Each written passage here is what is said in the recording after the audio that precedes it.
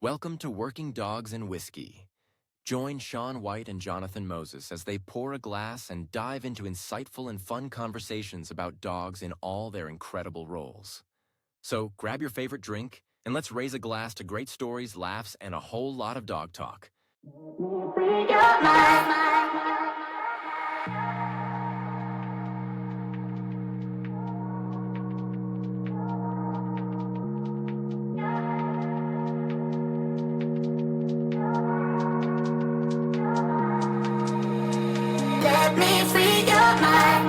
All right, welcome back to another episode of Working Dogs and Whiskey. I'm Sean White, and I'm sitting here with my co-host and some friends. So we got John and good friends of mine. I've known them for probably almost 10 years now, yeah? Oh, yeah. Yeah, so I'm trying to do better with making do on my promises. I said a few episodes I would have them on. I've been telling them for the last 2 years or a year that I would have them on the podcast, and they are now with us. We have Josh and Racheal with Paws and Footprints. How are y'all? We're good. How are you? Good. I was about to say we made it. We finally made it. We finally got it. I'm excited. I don't think it's you finally made it. I finally caught y'all. No. I had to catch you on the day before the holiday, so they don't know how to be still. Evidence of that. Thanksgiving is tomorrow, and they're sitting with us, so always doing and something. loving it. On a serious note, I'm glad to be home. I am glad to be home. So Where were you at? Go ahead. What's up? Where were you? Oh, dude, for November, I was gone. I was in Mexico. So I was in Mexico for the first week of November. Philadelphia, second week of November. Indiana, third week of November. Thanksgiving, here we are. Yeah. Back home. Ooh, I'll be ready to be home too, man. Yeah, I know. Yeah. I'm excited. I'll be home for 2 weeks, yeah? Yeah, for 2 weeks. Nice. So I'm excited for it. Yeah, we'll kind of segue with that. We'll just start with that. Like, what was going on while you were gone? So just a quick rundown of what you were doing. So we were fortunate enough. So long story short, we've worked a lot with Mexican police. So about 2 years ago now. Yeah, 2 years. 2 years ago, we trained 26 of their handlers on human remains. And fortunate enough with what they've been doing, and they're averaging about 52 fines a year. Each handler is averaging about 52 fines a year. With that, the segue into that is that they really enjoyed what we did. So they invite us out every year to Mexico for like a conference, which is why I went there this time. Last year I talked about human remains. This year I got to talk about fentanyl, person-born IED, and human remains. And basically we categorize it very similar to what we taught in England this year. So when it came to fentanyl, we created this thing called a conditional response. When it came to person-born IED, talked about that and how we imprint dogs. And human remains, we talked about how we imprint dogs on human remains and how that should carry over to like the operational environment. So that was the first week. Second, third week, we worked with DHS, where we're able to do like some research and development projects. And then we get to just travel and help test out and serve as subject matter expert. That word's a little uncomfortable though, I gotta tell you. So I don't know about expert, but that's what they call it, right? They call it SMEs. But we're able to help out and give our opinion and help wherever we can. No, that's good. Man, there's already a lot. I'm like, now, you know me, I have ADHD. I'm like, all right, now I want to talk about fentanyl and stuff.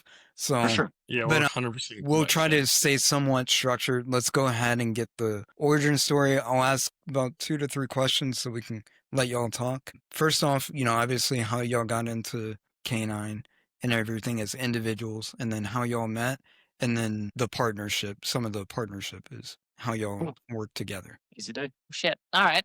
There it is. One. Hey, I was By the way- I figured one up. That's good. I'm trying to help Racheal and myself. We have tally marks on how many cuss words she's Crazy. going to say. Yeah, so we have bets going on. Oh, there needs to be a tally for each cuss word. No. But on a serious note, basically, before I got into the Marine Corps, I always knew I wanted to be a canine cop. I knew I didn't want to do the college realm, so I went to the military, which none of my family was in the military. So how the fuck I even got there was beyond me. But lucky I did. But got into the military. I knew obviously I wanted to be a cop. Didn't know in the Marine Corps that they told you, hey, yeah, you're going to be a cop, but then you get to fucking boot camp. And at the end of boot camp, they're like, all right, you're either going to be a cop or you're going to be corrections. And I was like, all right, motherfuckers, like, I better be a fucking cop. I'm not going to go be a correction officer. It ain't going to happen. And thank God got to that MP slot, but got to my first duty station in Iwakuni, Japan. Before I got there, right, I already knew, like, I need to get to that canine sector. Like, I got to get my foot in that fucking door. And of course, being a boot, they don't want to look at you because you just fucking got there. They want you to be on the road. And I'm like, well, fuck, man. Like, how do I make a stamp? Because obviously I came with I went to Iwakuni, Japan. I think there was fucking 23 of us. So we had 23 fucking new boots going to fucking one duty station. So I knew we were all going to be fucking fighting each other to get specialties and all that good jazz. But got to my platoon. What's the count of it now? I got 15.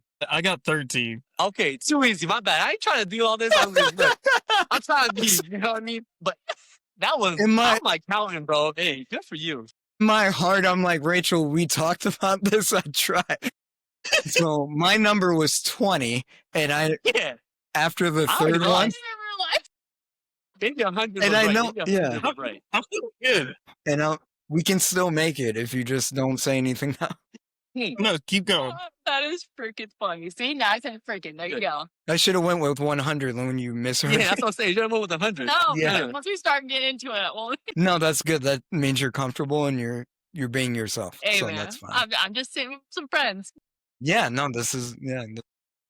But got to my platoon, told them, I wanted to go canine. That's when, by the grace of God, I got to meet Sergeant Pierce and Sergeant Sands. And they said, hey, you got to come OJT on your free time. Basically, show us that you truly want it, X, Y, and Z. I'm like, all right, cool. At that time, I was going from fucking night shift to MCMAP training for the fucking Marine Corps straight to OJT. So I probably slept maybe fucking 3 hours every day while I was doing that whole process, but worth it at the end of the day, of course. But fucking did that tooth and nail for a few months. And then luckily they said, hey, we have a school seat coming up. We want you to be on it. I said, fuck yeah. So got that school seat and it's been a blessing ever since. Been Canine World ever since fucking 2013 now.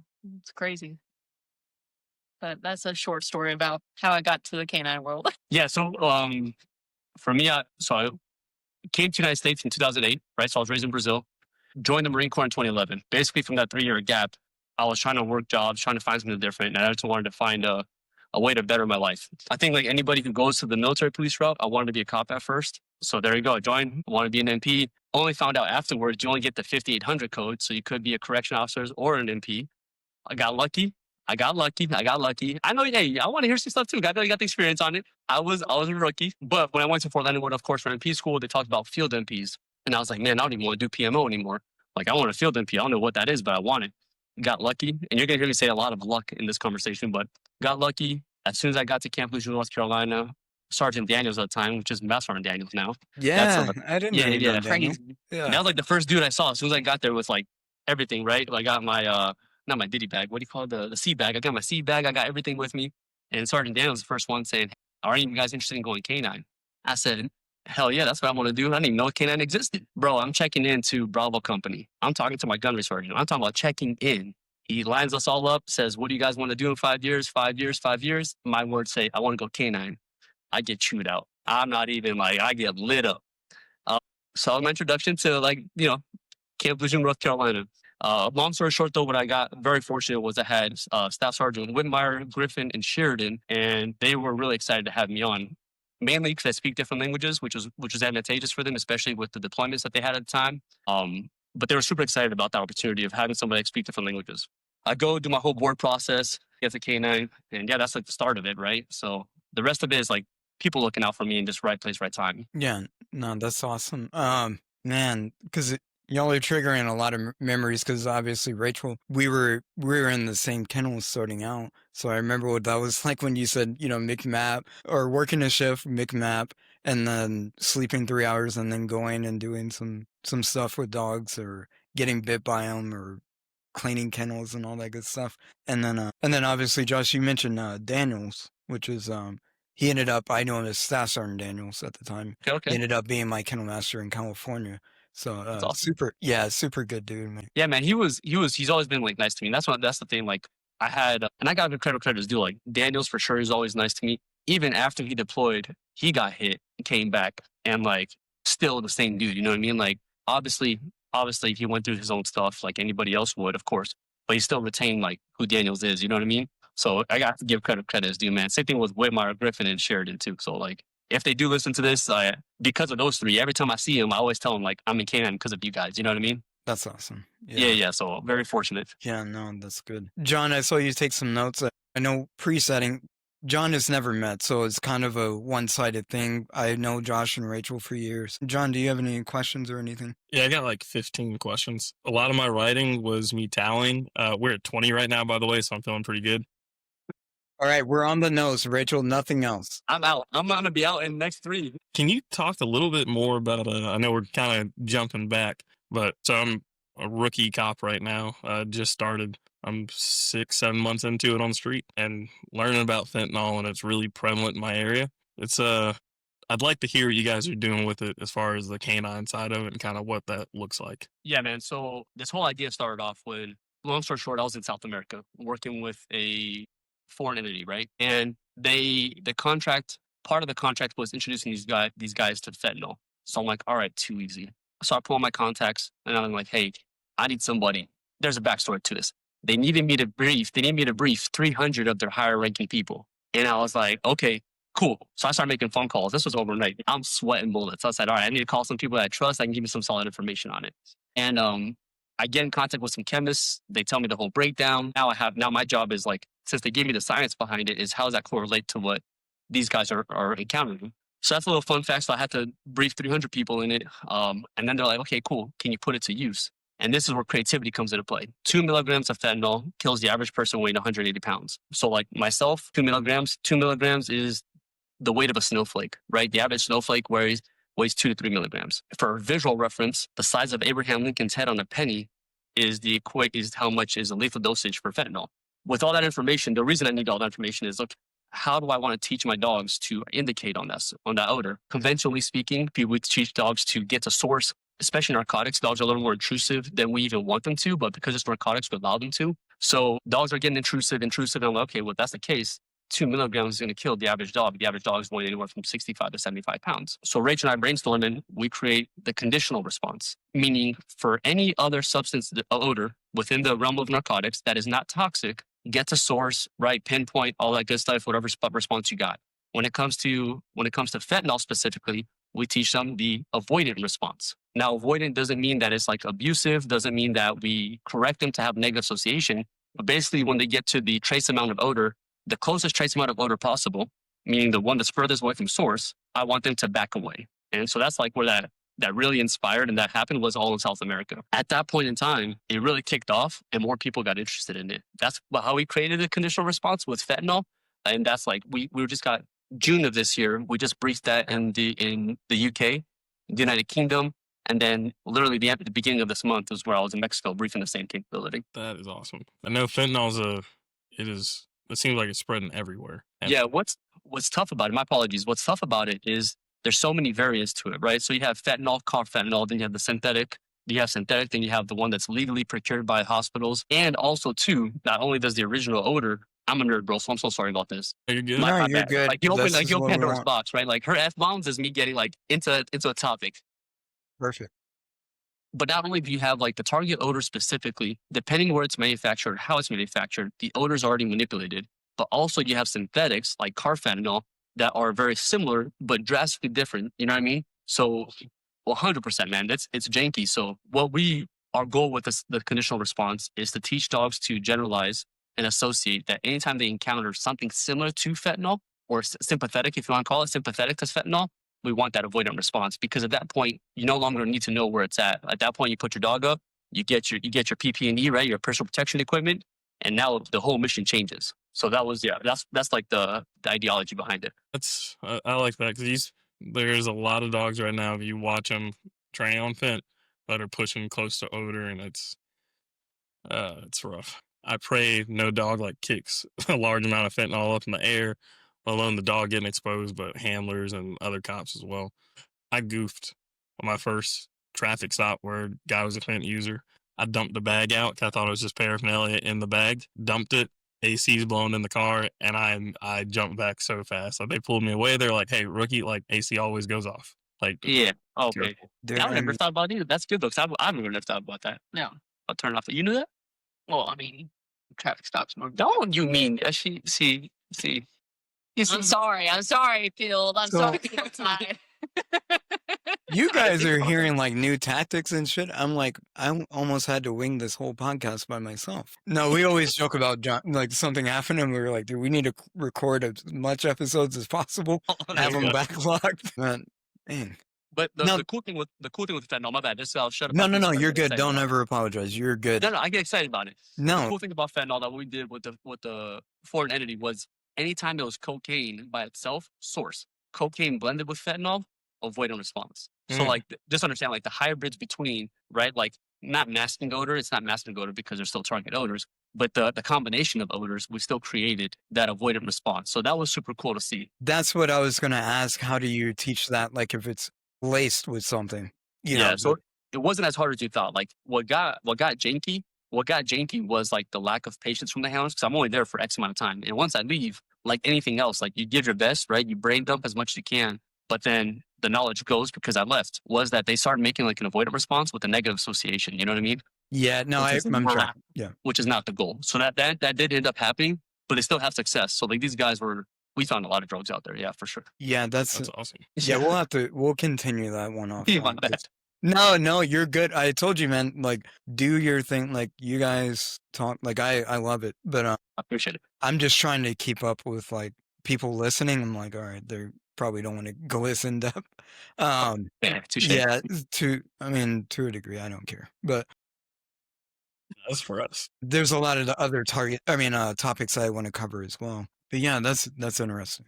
All right. So now let's ping pong. Racheal, so what y'all do, I know you guys do a lot of seminars and travel a lot we'll say the working dog side, police, military, whichever. I know recently you guys started doing more of the patrol aspect and doing that stuff. So if you can kind of just share like what you're seeing, trends, things that you would, recommend people try to look at from a different lens, that type of thing. Yeah, man. So especially more on the military aspect, not so much on the civilian side. What I see a shitload of right now is a lot of dogs being so fucking overstimulated. These dogs it's like a play-by-play that a lot of these handlers are doing. It's like, okay, we're going to only do patrol in this area. We're going to only use fucking sleeves. We're only going to do X, Y, or Z. It's like, hold the fuck on. There's a lot more that we need to be nitpicking because you guys are literally just doing a routine. It's not even, you guys aren't even training. You guys aren't even, advancing by any means. Like you guys are literally just doing a picture perfect element every damn time. Like this dog doesn't even know what the fuck it's supposed to be doing, honestly. Because if I throw a wrench in you guys, then they would crash and burn, right? And they're like, oh my God, like, what do you mean? It's like, yeah, man, like there's a lot more that goes into patrol. And it's because unfortunately, right, especially at least in the military side mostly, is like getting bites is like a fucking 1 in a million chance, right? But we've heard stories in the field where they sent these dogs out, and because of the fucking step-by-step shit that we do, the dogs didn't bite that person. And it's like, well, no shit, because you guys aren't not setting these dogs up for success. You're not setting up for realistic things. And then a lot of these strong dogs that I see with bite work is that people are very, very, very, very hard-handed in the sense of compulsion-based, right? Dog doesn't do something, they don't try to figure out why the dog's not doing something. They're just correcting the dog. And it's like, well, why is the dog not outing? Why is the dog not able to hold a fucking sit? Like, there's a lot more behaviors, I think, that are fortunately kind of being pushed on the rug just because the knowledge isn't as great as it used to be. I think it's kind of dwindling out in the sense of, we're not at war as much anymore, things like that. People are getting the fuck out. And unfortunately, like the passion in the canine world, to me, I will say, has gone down. There isn't that fire. There isn't that competition with one another. It's like a 9 to 5 for a lot of these handlers. And it's like, wait, y'all got the best fucking job. And we always tell them when we go to the kennels, like, this is your prime time, man. Like, you're gonna fucking miss this shit when you get out. Like, enjoy every second, even the shit that you fucking hate. Like, enjoy that shit because it's gonna be gone and you're gonna be like, oh, fuck, like, they were right. And I'll be like, yeah, I told you so. So, especially in the patrol world, it's just a lot of just the same shit every day, all day. And that's where I see the biggest hindrance for sure, in regards to especially military side. When it comes to the civilian aspects, patrol-wise, fuck, man, like, I'll tell you, what I have had the pleasure of working with, they're monsters. They do some cool shit. They're fucking always pressing those dogs. They're always advancing their fucking dogs. I have a lot of fun with them because they're always hungry. They're always fucking just trying to make these dogs fucking more and more of a monster. So I've really enjoyed on that aspect of kind of just thinking outside the box and what they do a little bit different. Because obviously the spectrum from military side to civilian side is a huge vast difference, because of course they want to get all the fucking bites, and then of course the military is like, oh well, we have to make sure the fucking sun and the moon's fucking aligning correctly before, and it's like, My oh, God. no. So yeah, man, that's what I would say for sure, and especially out, man. Out for some reason is the hardest fucking command, both on the fucking patrol side and the obedience side. It's like, how in the fuck? Why is the out the hardest thing ever right now? That makes no sense to me. Oh, but Here, Josh, I spoiler want you alert, to. that's actually what our next. Yeah, it is. Yeah, we were just talking earlier, and I was like, I think, let's talk about outs and stuff like that. Before we go on that tangent, Josh, what is because I know patrol is not just bites and stuff like that. I know I've seen you work some obedience stuff as well, and you guys tag team, you do well with that stuff. So please give us your Yeah, so input. so bite work, I'm not like by any means am I anything close to experience on it. I fall back for Racheal 100% on it. She's a savant, you know what I mean? I will say, like, what I do see more is that the military side, they have more control of their dogs. Yeah. And that the military does have more control of their dogs. When I look at your average PD, understand this, because I'm not attacking the police, the law enforcement entities. I was just working with Philadelphia. Man, amazing guys. I saw them, I'm excited to work with them. I have worked with other agencies where I'm like, what are we doing right now? And the handler's scared of getting bit. That dog has to be working all the time. That dog has to be doing something. Like the chief can't even give a brief because the dog's yapping in the back. So I see a lot, even though I don't know shit about bite work and I have to call a spade, I do see a lot of like military too, where they don't know how to cap a dog appropriately. And even on social media, which is like a slippery slope. I use social media for direct to market us, but even on social media, they say they show people like having a dog sit before it goes for a bite and says this dog drives cat. It's like, no, man, that's foreplay at its finest. You know what I mean? Yeah. So that's what I see within the working dog community. Because I won't say just patrol work, but I'll say detection work too. You know what I mean? So that's my thing. It's just like really make sure the dog understands like what's going on there, and not just, oh, this is the pattern. It's like, this is what I'm about to do. This is why I'm about to do it, and this is the stimulus. You know what I mean? So that's my biggest thing. Yeah, no, and that's excellent because that's something that like I'm trying to teach now. Like I find myself delving in more. It's not so much the big event like we get it, he bites or he can sit and all that. It's the context, the stimulus control within that. Is it contextual? Does it has to be For sure. a kinetic thing where I'm placed in this position, like you said, Rachel, the moon has to be right here, and then all of a sudden you can sit and all this stuff. And so those are the things I'm looking at more deep into, like the nuances and trying to incorporate that. And I think the biggest, I'll say roadblock on that one, or speed bump, if you will, is like the human component, because from what I understand of dogs, and I'm not I'm not you, Josh. I don't have a degree in psychology and all that. Yeah, nah, don't be humble now. No, but honestly, I don't know like that type of stuff. But from what I understand of dogs, like in really delving into it, is that our human mindset and the dog's mindset are like almost polar opposites. And to bridge that gap it's a very giant hurdle to overcome to say, okay, now I'm going to look at it from your lens and then take it back into the human component. And how can I, communicate that and interpret it? I'm sorry, John, I think you had something. I cut you off. No, you're good. Kind of going back to what you're saying about seeing less control on the PD side of things. One thing I definitely notice, if you go to a good department that's got really good dogs, the handlers are on top of, they've got good control, they can truly cap a dog. You don't see those handlers without their dogs. If they're hanging out like in a group together, if they're out, they constantly have those dogs out, teaching them how to relax and be a part of just the day-to-day life. And I see a lot of departments, like you won't even know who's a canine handler because they don't get the dog out the car unless it's supposed to go bite something. And every time they come out, they're wound up, everybody's running, handlers are getting bit, people are getting bit, it's steer clear.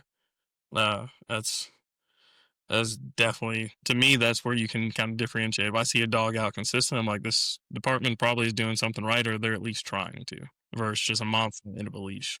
100%. And I think that goes to the military too. You know what I mean? So that's like that's why I said it's both hand in hand. Like there are dogs out there that I've seen. It's like, is that dog good because you put the time and effort into it, or someone put the time and effort into it before you? Right. And I was Yeah, that's just, a good you know what I point. mean? Like Yeah, no, that's it's a I mean, truth, bro. it's Yeah. true. Yeah.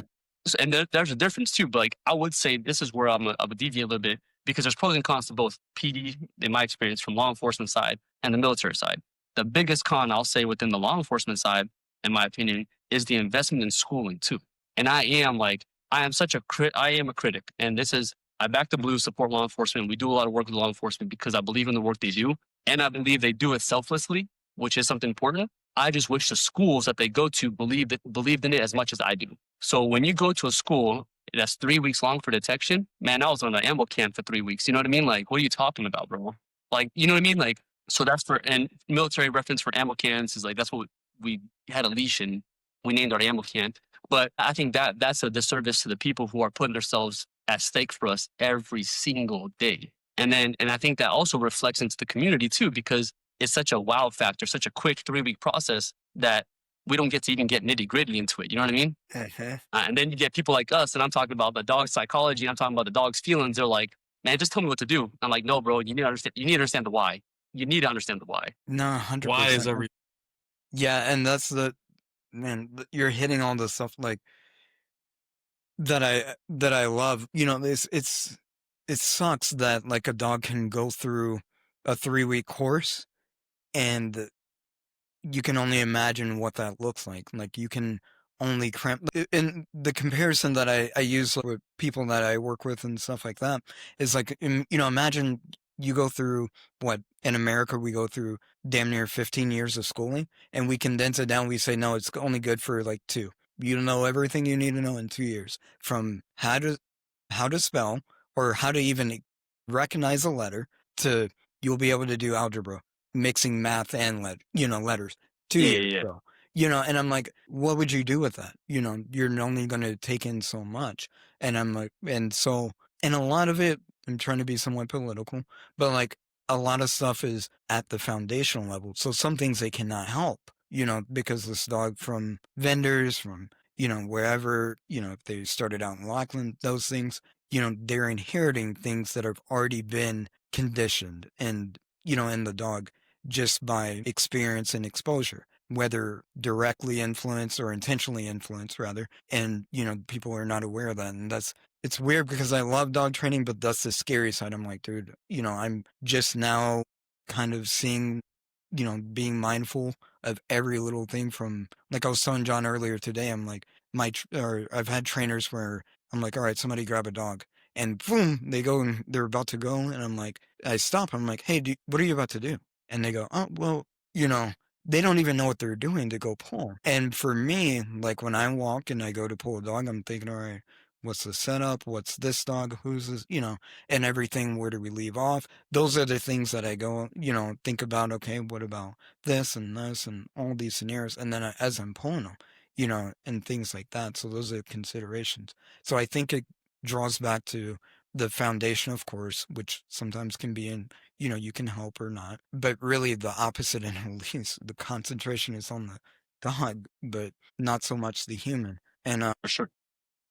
yeah, with that, since we're already on the psychology or somewhere, I'm trying to keep it in there, dude. I have goosebumps because I'm excited about that stuff. But if you can talk about like the psychology or however you guys want to tag team it, but like the psychology and actually the emotional stuff that correlates with training as best as you can, you know, like tap Man, in. I'll keep that short as possible. I can talk about this all day. No, you're good. No, No, oh, for- you. So It's just like nerd. Yeah, like nerd alert. No, man, I'll keep it as short as possible. So, like, I think the biggest thing is like, there's 2 things that we know. So, first of all, I'll backstep. Our biggest objective is to alter the perception of how these handlers work their dogs.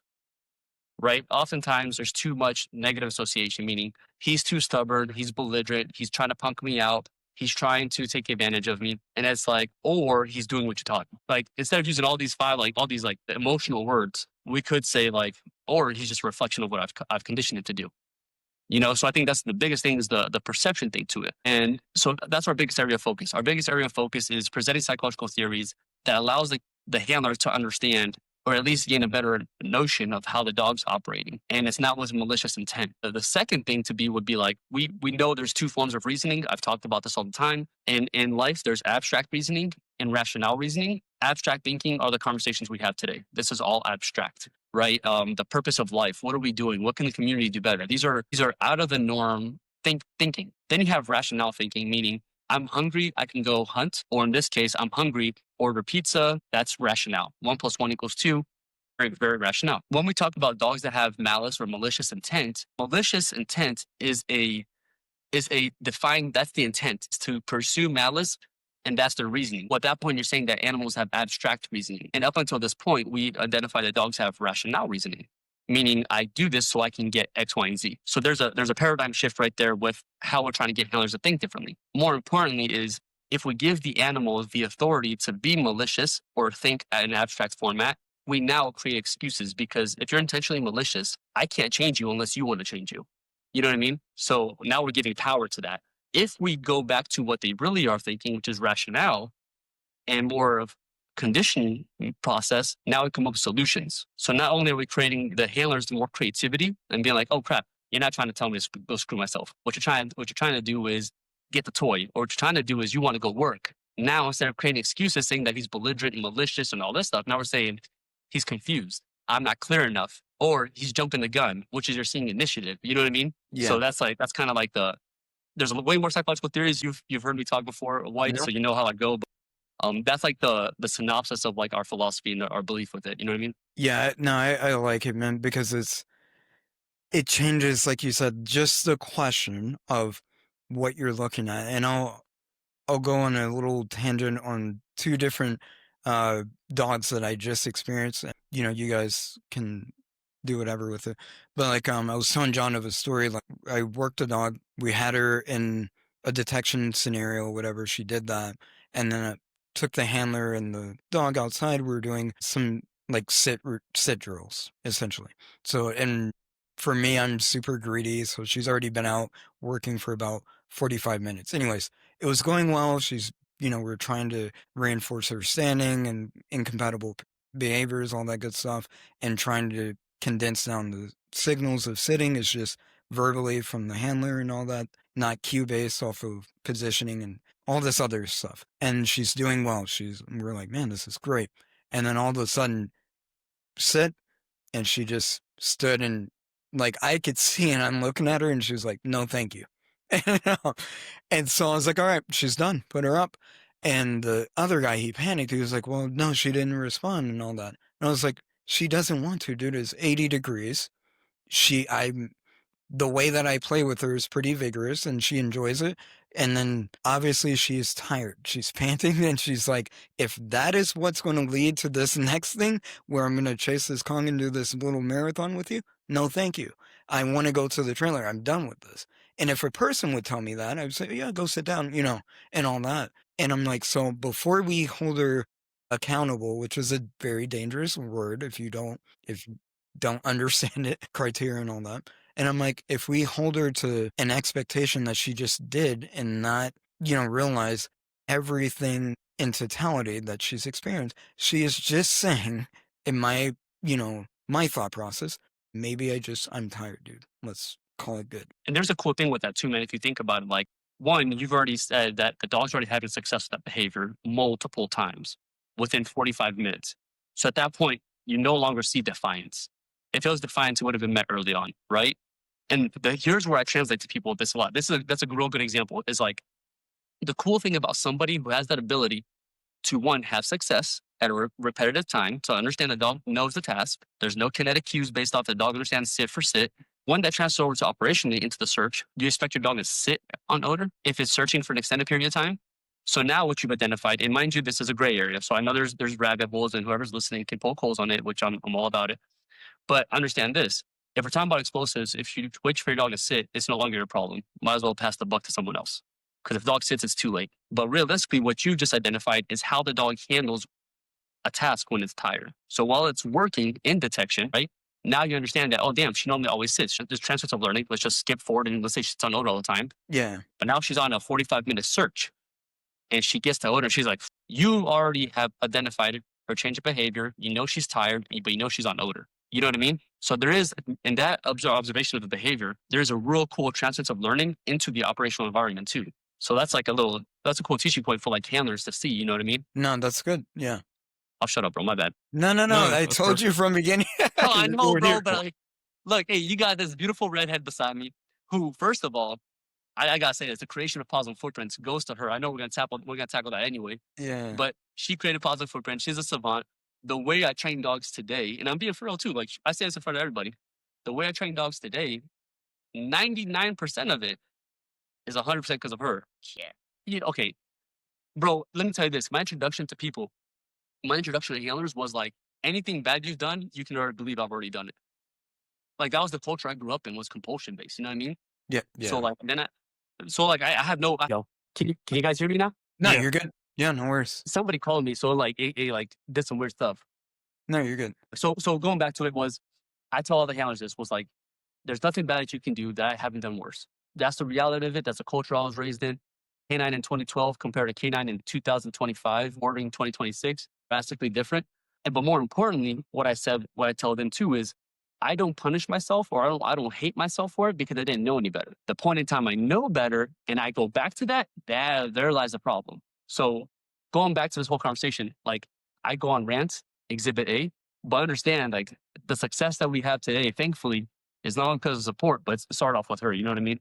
And take the fucking credit. It's true. Just take the credit. Oh my God. We'll Just be take the here credit. all Sorry, night. take the credit. We'll give it to Racheal. Yeah, just No, take Like but the moving honestly- out the camera, she's like, Yeah, no, I mean, we already said we'll be all over the place, so that's no secret. Yeah, my bad, bro. No, there's no, I don't help the case. I don't care. I mean, what are they going to do? They're just going to click off and be like, no, I don't want to listen. That's fine. No, I do this like, man, I'm all over the place now. But no, we do this for like to have genuine conversations, like, and whoever wants to listen, that's great. This whole podcast all started because of Jon. Now we're being, but no, but it started because of Jon. He was like, dude, we talk for hours. Why don't we just do the podcast? Half the stuff we talk about, we see on social media and stuff. And like, we have different things. And then once we started doing the interviews, we were like, all right, well, now we have a network. We can put people on a potential platform, even if it's only ones or twosies. Somebody can have an effect and maybe change something, or do something better. But no, like you said, dude, I think it's Nelson Mandela that said something about it's such a weird community in canine, but the only way you can have true like change is if everybody can acknowledge, their fault in the situation. So like what you said about, yes, I've done some bad things, uneducated, left to my own devices. Yes, I've done, I can admit to that. And that's a good point. But it's once you're educated, do you continue and do you say, no, it's easier to do this, vice, take the effort and do something better for the animal and all that stuff.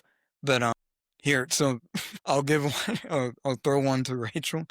No doubt. So you mentioned about Paws and Footprints, how it started, the name and everything. So Racheal, I know you from years ago, obviously. We started out in the kennels. How did you get into now what you do tell us what y'all do as a company, what you do, and then, how you got into. Oh, God bless. So here at Paws and Footprints, our specialty in the pet sector for sure is behavior modification. So we deal with a lot of aggressive dogs. If it's not fear aggressive, it's resource. It's the whole gambit. We deal with a lot of dogs that are ass eaters. And I'll tell you, I'm more scared of fucking pet dog ass eaters than I am fucking military Alito all day, every day, my guy.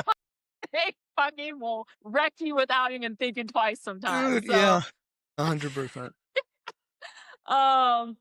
But that's what we specialize in the pet sector. Obviously, we're blessed in the sense of that we work alongside of military, law enforcement, other government agencies. We also have done government contracts. So we've been blessed in the sense of doing damn near fucking everything with Paws and Footprints.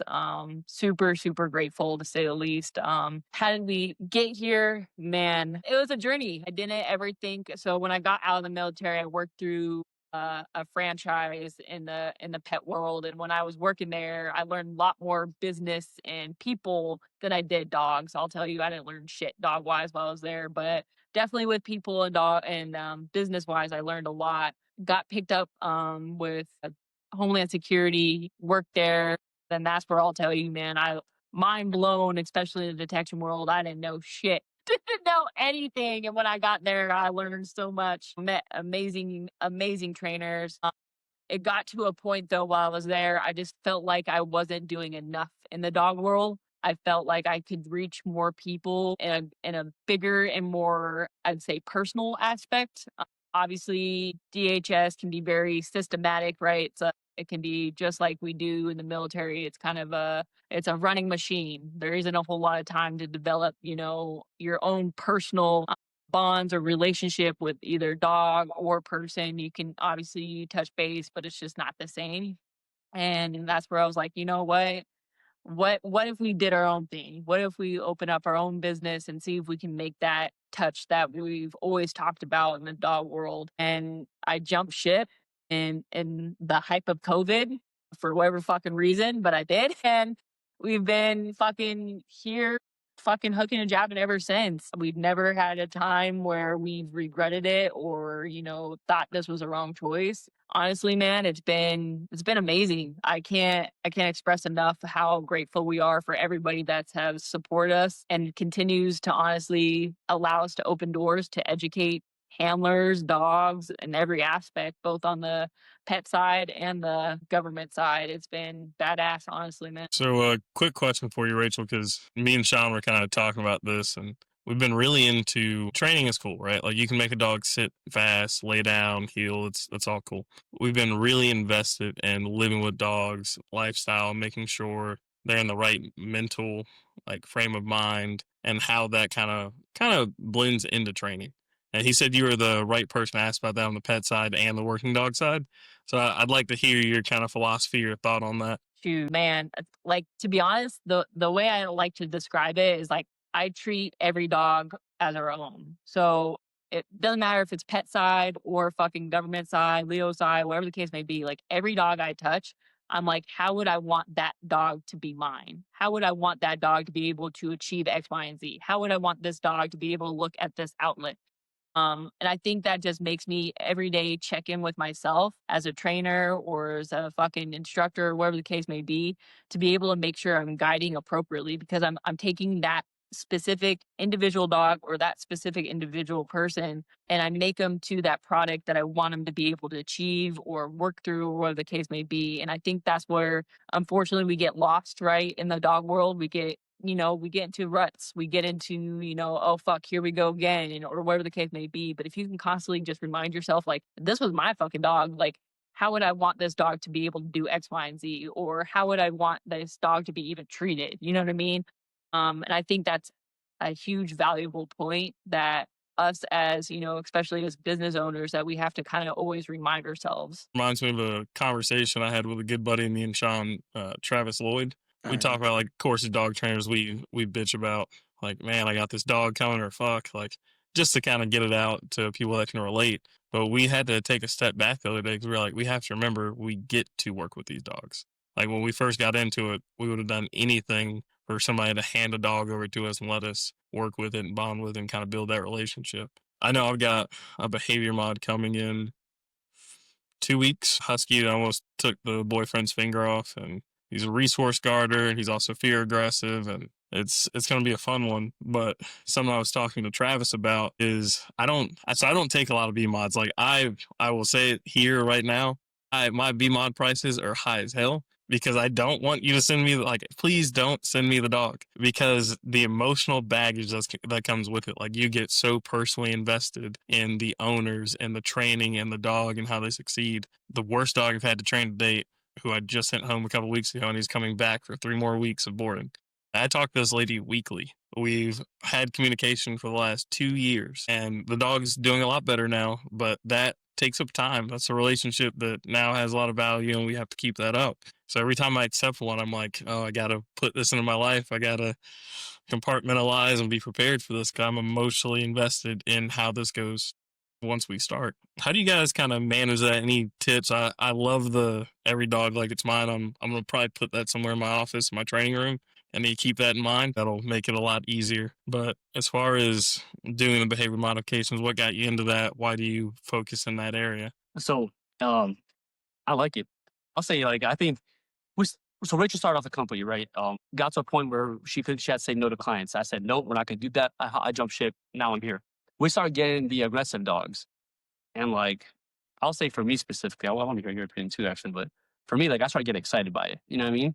There was a track record. Let's not be fooled. There was a track record. I was going to the ER twice a year on average. On Like, average. on average. Sometimes it was like Yeah. fucking Let's 6 times. let it not like. There's no dog whisper. No. I got sent to the hospital a lot. I'm sorry, a lot. So much so I got like some nerve damage on my right hand because of it. So like you see, I do this one with this hand. This is as good as it's gonna get. You know what I mean? So I'm not trying to like. There ain't no C on this one. Just I got nerve damage. Sorry, but I'm really excited. I really liked it. And then what I saw too, and this is the pet sex community. What I saw too, man, was the people who had those dogs. Their investment behind it. There was something I could reach out more to those people because they actually cared. Versus, I love the doodles. I love the little labs that have nothing wrong with them. I love them, but I love it even more when a client is invested as I am. You know what I mean? And I say as I am, but we're both invested. So I can say as invested as we are. With your behavior mods, with the aggressive dogs, you see them breaking in tears.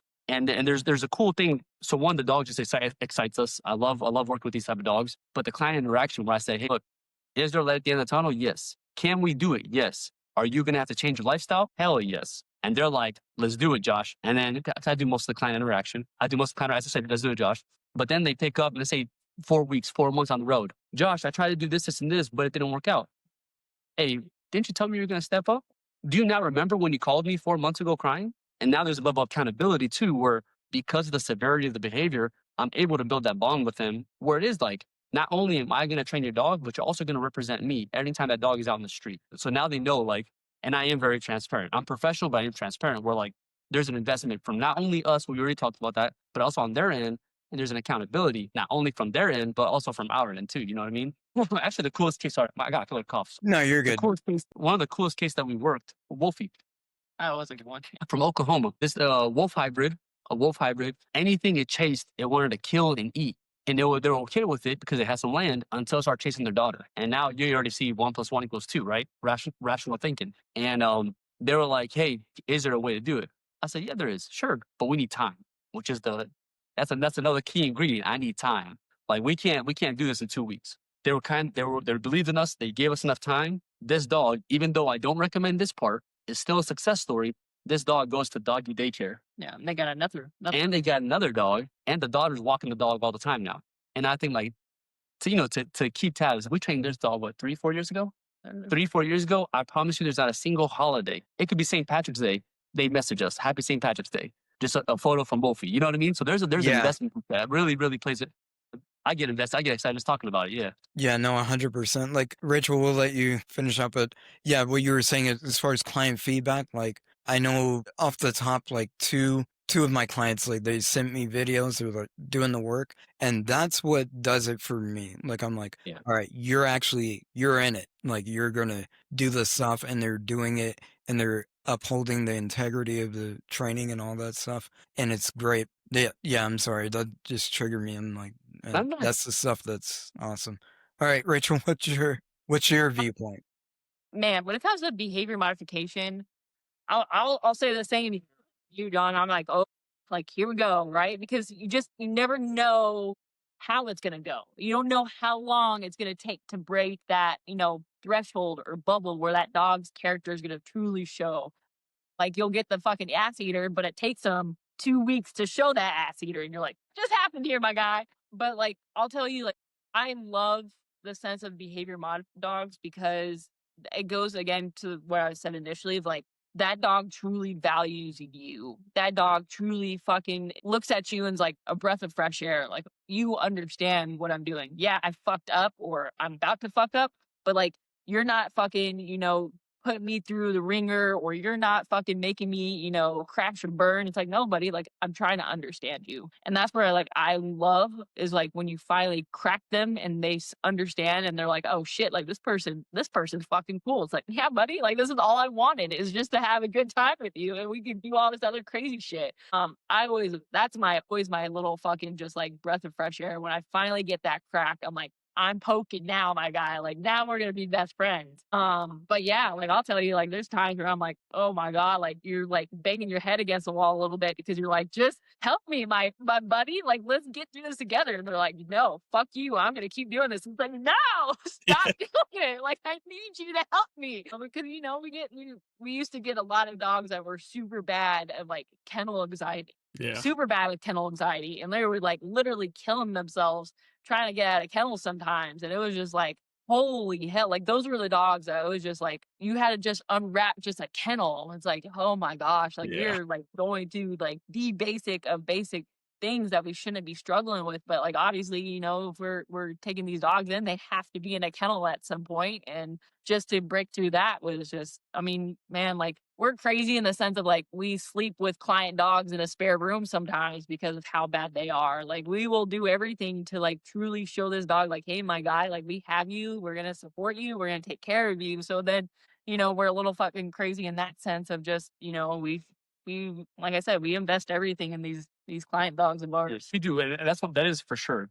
And I guess like we're venting, like you said, keep it organic, but it's like, I don't think people understand. Even the average trainer, I know everyone puts their own blood and sweat and tears, but like, I'll say compared to the average trainer, they don't understand how much blood, sweat, and tears we put in. Like, that dog, when I'm up in the morning, we get up 4:45, 5 o'clock in the morning. The first thing we do is take care of those dogs. You know what I mean? Going to sleep, man, I don't know how many times I slept in the bed in the spare bedroom, and it's not because she kicked me out. You know what I mean? Sure. It's because we got a dog. It's because we got a dog that is that severe. That behavior is that severe. Or Racheal has slept on the couch beside a dog to gradually start introducing more space so the dog can like learn how to be further away. So like, there's a lot of blood, sweat, and tears behind it. And if we've done this before, don't do this. If you don't do this, we've done it before. The amount we charge, you times it by hour per hour that we're working and the dog's with us. Man, You'll never get it. No, Yeah, you'll never don't get do the it. compensation. No, don't do fuck it. no, I don't even think about, yeah. Yeah, we did it like just as conversation, man. But like, yeah, for sure, there's a lot of blood, sweat, and tears behind it. Well, that dog's with us 24/7. We're targeting. It's not just can you sit, can you place, can you do this. It's like, can you relax? And like the click that the crack that Racheal referenced was like their eyes, man. Once you see their eyes relax, and that's when you're like, yo, that's when I know I'm cooking with something. So that's the exciting piece for sure. Yeah, no, it's one of those things like, what do they say? If you know, you know. Like Yeah, when you yeah. see, That's a good one. yeah, you see the dog and it, for me, I always interpret it as like, oh shit, you're actually here to help me. Like 100%. Yeah, and I'm like, yes, thank you. Like, yeah, like yeah. I've been we trying are to tell you here. that for 2 weeks now. Yeah, exactly. It's like, yes, every step of the way, of course. But no, it's a magical, yeah, you can't, it's hard to articulate on. Now, I'm already, the lady I have coming in a couple weeks, I told her like she's already spent about $12,000 in training with some other trainers. She's flown the dog to out of state to some trainers. And I told her, I was like, you need to really think about this as an investment on my part, your part. This is going to be ongoing. It's going to be management, lifestyle, some training. I said, take 2 days and call me back. And she called me back and she's like, I want to do it. I feel like you're the right person. I was like, fuck. I was like, all right, let's do it. Like, Here we go. No, that's awesome. One thing I want to kind of tap in, if you guys are up to it, whatever, dealing with like aggression, aggressive dogs. And I'm going to pinpoint you, Josh, only because when you did the seminar at Lackland, obviously I was in and out, but I did get to hear that part and I told John about it. I was like, dude, that's interesting. So if you can, as much as you care to, both of y'all, elaborate on, I want to paint the scenario from what I remember was like, taking, I'm going to do a poor job of paraphrasing what you said, but like, you have the dog on a place or whatever, you're trying to pet it or whatever at a tree. That story. Yeah. And then you take it for a walk. So if you can kind of carry the story. Yeah, man. So So basically, we already know like the quadrant. We understand for the most part. We should understand the quadrant. There's too much of a generic answer where people say the quadrant. We have to use physical force for positive punishment, right? Specifically, and within like psychology, we came up, and I say we. I think you came up with that corrective action. Yeah, I don't even remember what even. There was one dog that we were like, "This is cool." Yeah, there's just something that was just threw out there. So through trial and error, right? Like that's the story of our lives is trial and error, man. We ended up seeing that for your most intense aggressive dogs, and the example that I gave was like there's a specific dog that I sit by a tree. Literally, if you go to my house, I'll show you the tree. I always sit by it, and anytime I try to like just pet the dog, starts growling or tries to come up leash or whatever, they're always muzzled. Of course, they're muzzled. I take them for a walk, and this walk is like if you want to be in the hippieisms, we'll call it a reflective walk. I'm not interacting with you. I'm not talking to you. I'm just taking you for a walk. Obviously, the first time they're like, whatever, I get to go smell. I get to go, this is exciting. So one could argue it is positive reinforcement for the behavior. And I go back to the same tree. Try to do the same thing. Let the dog digest a little bit, think about life. And those pauses that I do in these behaviors, that's the key piece, is that thinking. I don't want them in fight or flight, right? I don't want the amygdala kicking off. I don't want the limbic system going off. I want them to actually be present in the moment. And I try to do it one more time. And then they do it again. I take them for a walk. Through time, and I'll do this, I've done it 5, 6, 7 times. What ends up happening, though, is that novelty factor of the walk that some people will argue was positive reinforcement now is mundane. It's already predicted. It's no longer novelty. So now the dog's like, what the hell do you want from me? And that right there is the behavior I'm trying to get, is like, think about what you're doing. So, and I'm telling you, man, I get my steps in. I get some steps in. Like, the reason I'm this skinny is because I get my steps in. You know what I mean? So we do it again, and it gets to a point, man, where I'll go back to the same tree, and I've done this multiple times. I'll pet, no growl. Ears are still back, tail still tucked, still a little like that. You got that little like bolt to it, but there's no like coming at me anymore. There's no growl. There's nothing else. I say good, and I'll put them up. And what you see, man, and we'll put them up for like an hour. Let them sit in the kennel for an hour. One, they're tired as hell from walking so many times. But two, they're digesting what the hell just happened. For me to get that dog out a second time, it's so easy. It is so easy. Because now they're like, don't trust you. It's not like a ShamWow. It's not a miracle worker. But you see them being like, what do you want from me? And at that point, now what I have is actual clear engagement. Now I have a dog that's trying to understand what I want from them, what they want from me. You know what I mean? So that's the whole point of it. Because what we've seen, and I've been guilty of it, is if I try to force my way or try to be very generic in my training style, the dog at that point is not even thinking anymore. They're trying to abide by a system, and they keep staying in that heightened state, whether it's a fight or flight mode, right? But once we get them to think, we've already broken down so many barriers off that one session that could last, honestly, 45 minutes to an hour. The tree shaded. I make sure I don't do the stupid stuff in the middle of the Texas summer, you know what I mean? Right. And midday. So obviously consider those variables as a responsible dog trainer should. But that is the key factors. I'm trying to trigger the canine to think about what's going on. I like that. I'm going to try that out. Make sure it's muzzled. Make sure it's muzzled. And I've been muzzle punched too many times. I've been muzzle punched too many times. On that walk, I'm assuming you're doing like the same path every time. That way there's no like... Same path every time. And what you end up getting, bro, which is cool, is you get mental frustration a lot quicker. You get mental frustration a lot quicker. So now the dog says, let's just fast forward, right? Oh, we're going to fast forward this real quick. I say sit. Dog doesn't want to sit. I take them for a quick walk and I come right back. They're like, oh man, not this again. And now I say sit and they're like, oh, all right, dude, I'm going to sit for you. I say down, I'm going to down for you. But there isn't like an avoidance. There isn't like that you break that barrier of like potential physical expectation. And now you're all here. Like you're in their head and they're like, I already know this game, dude. I'm just going to down for you already. Or I'm not going to chase that deer because you know what I mean? They already know the game. You know what I mean? So to caveat of it, the biggest thing with the aggressive dogs is we're teaching them how to learn. That's if I could make this synopsis is teaching them how to learn because that transfers over everything else that we do. Right. And just for like clarification and all that stuff, this is just a very, very condensed version. There's a lot of nuances. There are a lot of things because I could ask questions like, oh, what do you walk them on? What do you do? You know, and I don't want to do that because what I'm afraid of is that, and this is one of the things I share with John about doing a podcast, like that this isn't like we're laying out a full seminar or we're working with you day by day, you're not going to get like a fast track, like, okay, now I can deal with every aggressive dog. If I can get the muzzle on and put them over the tree and all this shit, no. So there's a lot that goes into it. Yeah, there's a lot there's a lot of micro nuances that I'm not mentioning because I'm trying to save one, I'm trying to save time, but two is like get the gist of it. This is our belief in mental frustration. There's a lot of micro nuances. Like I tell people, it's like don't do it. I have people call me all the time. Any suggestions? And I tell them off the rip, I am very cautious and hesitant to give you any recommendations over the phone because there's details in between those things that's probably going to get you bit. So like so for sure. But that's just like the notion of teaching a dog how to learn and getting mental frustration out of them versus the physical tolerance or something to that effect. I like that. You don't see people focus on like a mental correction versus physical correction. Yeah, man. And even our e-collar work, I say our e-collar work, let me rephrase this. I always use a e-collar, especially in the Marine Corps. But Racheal's e-collar work, and I got to, because she's quiet, right? Like I know I have a habit of taking the room, so I'm sorry about that. I do talk a lot. But Racheal's e-collar work, our e-collar conditioning process, you guys should go ahead, kill it. Tell about our e-collar conditioning. So obviously there's a million ways to use e-collars, right?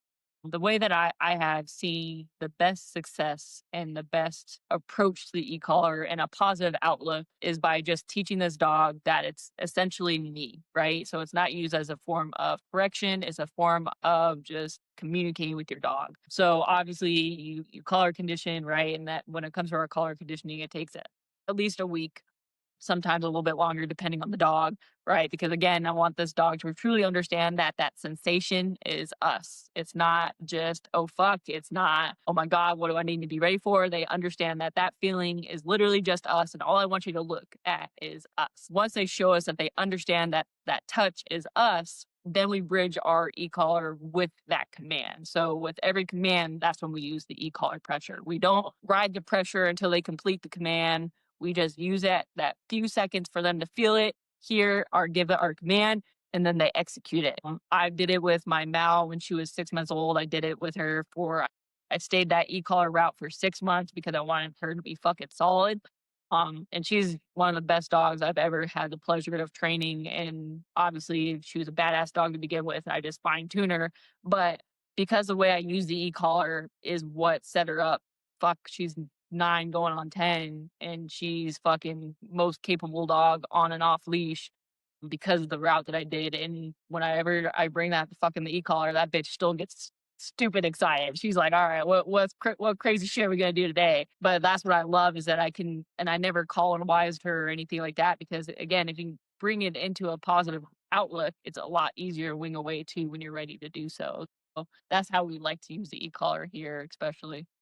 And even with our military cats that we've done it with. Yeah, we did a pilot for the military, and they really enjoyed it. So there's some cool stuff hopefully happening in the future. But we did do a pilot with the military on it, and the whole week was just collar conditioning. The second week, the first week was all collar conditioning.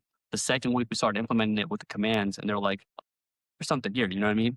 So super cool. Yeah, and it was cool because we got to play with one of the dogs that went through the petty course. Yep. That got essentially fucked up by the e-collar and had a super bad outlook on it. And by the time we were done with her, she was getting back into this understanding that, oh shit, this isn't gonna fucking do some crazy shit to me. Like it's a good sensation now. So that was pretty cool. Was the program that messed her up or the handler? No, it was a program. It was a program. Yeah, that one was specific. I think that dog had a low tolerance to. Yeah, because they were using the Dogtra Tritronic.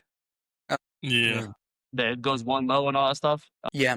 And then we ended up using, I think it was Dogtra. We use a Dogtra, but it goes 0 to 127. Yeah. So you can go up gradually, you know what I mean? Right. And the dog, I think, was like on a one. I think one medium was too. Yeah. I think one medium was too high. Yeah. One medium was too high, but one low was too high. Medium was like one low. Sorry, the dog would ignore that one low. One medium was too high. Yeah. And there's no in between. There's no in between. So that's ended up what ended up happening with that one. Yeah. Those Tritronic collars, they got some juice. So like what, 1 through 7, and then you got the high and lows. You got like 21 low. Yeah. I mean, I like them. I think they're good, but I've really been, so when I was in the Marine Corps, I was part of a program called Specialized Search Dog, and all we did was train dogs on the e-collars and like radios. So we communicated them via radios. Loved it. I was very ignorant where I didn't know which is there. It's funny because like they bought us Doctras or the Tritronics, so I said we're gonna make it work. But my Israeli SSD, I had the 0 to 127, and I could finagle it more. My mind just never thought about like adjusting to the numbers of the dog. You know what I mean? Yeah. That's why I say like when we push good dogs in SSD. If I knew what I knew today, though, it'd be drastically different. But that's why I say it's her method. Like she's the one that showed me that, and I was like, okay, damn, okay, there is a better way. You know what I mean? No, that's good. Let me see. How are we doing on time? Yeah, if we're taking up time, my bad, but we're talking about No, dogs. no, I have nothing. You guys are Yeah. the ones. I can't even catch you. You're in overseas one day and then back in the U.S., but not in Texas. So you guys are the ones that are on a schedule. My mind's rattling because I'm like, there's a lot of stuff that I miss. And like, we didn't even talk about Josh, your background. No, my bad. No, Yeah. yeah. But anyways, but we'll just stick with where we're at. We're gonna have to do it again. That's all yeah, and that's the conclusion. We gotta do We'll another catch- episode. Yeah, no, for sure. It'll be more structured, I guess. But there was one question, and I'm trying to remember. I know No, we talked about like search. We did talk about search and rescue. That was one we guys said we were gonna talk about. yes, Yeah. I talked about fentanyl. We talked about soul-based odor from. No, we didn't talk about that, huh? No, we didn't talk about that's search and rescue. Yeah, okay. All right, let's go to search and rescue. Let's do that. Okay. Yeah. So, all right, tell us, kind of how you guys got into it, and then, your experiences, please. Yeah, so I got into search and rescue in 2017. I got out of the Marine Corps in 2017. So when I went to federal service, once again I was lucky. I got out of the Marine Corps June 10 of 2017. I got into federal service June 11 of 2017. Same job, just switched uniforms. You know what I mean? But what I won't say was lucky was the transition getting out of the military was extremely rough for me. My first 2 years, I was in a dark place. I'm real big on giving credit where credit is due. Racheal and my Dutch Shepherd Leica that passed away were like what kept me here today. You know what I mean? If not, I probably wouldn't be here today. So, I got real bad depression. It was real dark. While I was going through my turmoil, through my own like little demons, a good friend of mine, and at that time he was guiding me through the federal service system, Orlando Nunez, was like, maybe you should go to search and rescue. And I was like, man, that's whack. Why should I go? He said, do it for the dogs. And I had Leica, my Dutch Shepherd, who's high drive. I was like, whatever, I'll go. And I actually enjoyed it. Like, it was very nostalgic. It was very nostalgic and reminiscent of SSD because I was working her off leash. I was able to do some cool stuff with her. So it was very therapeutic, man. And Rachel at that time, she had her puppy, Luna, who's now 9 years old. We had her puppy, and she's like, oh, that's cool. So she started developing Una too. So it kind of like not only helped me in terms of therapy, it was amazing for Leica in terms of giving her an outlet. I think she was 3 or 4 years old at the time. She was, I think, 4 years old at the time. But also it helped us again, like, okay, we get to be handlers. You know what I mean? We're not just trainers doing the federal service, like production line model. The red tape, federal service got a lot better, but there was a lot of red tape, especially when I started. So it gave me that outlet to still be with dogs, still pursue my passion, and still provide a good cause. You know what I mean? Still do something meaningful. So that's how it started for me. I mean, yeah, I piggybacked off you, dude. Yeah.